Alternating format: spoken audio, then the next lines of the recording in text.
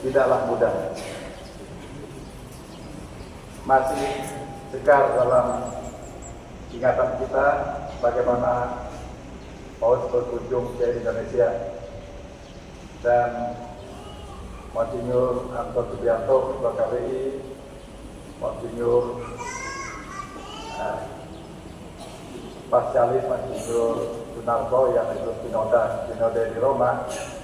Jadi Paus terus-menerus memuji Indonesia, kenangan yang luar biasa yang dialaminya di Indonesia ini karena keramah-tamahan.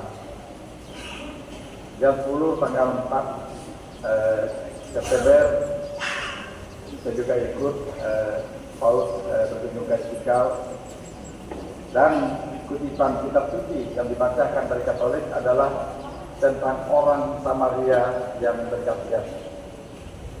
Kita Katolik sudah sering mendengar kutipan itu, tapi yang bukan Katolik atau bukan Kristen, tentu kutipan ini sangat menyentuh. Kenapa?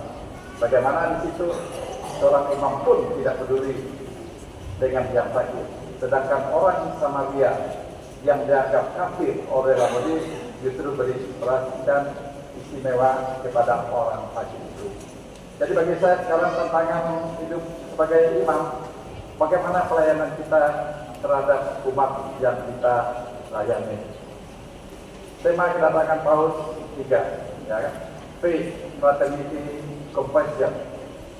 Iman yang menunjukkan kalau iman kita kuat, tentu kita mampu hidup bersaudara dengan orang lain. Kalau itu bersaudara lain tidak pandang bulu, maka kita peka juga ada orang lain, ya, berbeda rasa dan sebagainya. Dan saya ini juga pantas kita hayati sebagai seorang imam. Teologi kita hebat, filsafat kita hebat, intelektual kita paling hebat, ya kan? Tapi sekarang jago di bidang intelektual belum jaminan untuk kita bisa berkarya dan berkarya.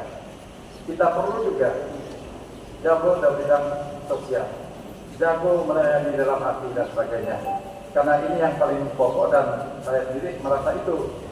Makanya 3 hal itu dan terakhir selalu dibicarakan tentang sinode, berjalan bersama-sama. Seorang imam tidak mungkin berjalan sendiri. Pengalaman saya di dalam PHK ini, kalau seorang imam yang otoriter pasti akan dikritik, ya kan? Ambil keputusan sendiri, ada DPP dari partai, ya kan?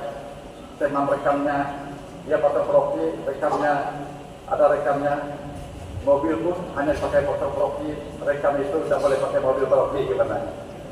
Apalagi ada imam yang memecat rekamnya karena namanya ibu tua, ya kan? Jadi ini kalau umat saja kita diharapkan berjalan bersama-sama, bersaudara dengan yang lain, apalagi rekan imam. Maka ada istilah priest help priest. Seorang imam membantu para imam, dan itu satu keluarga.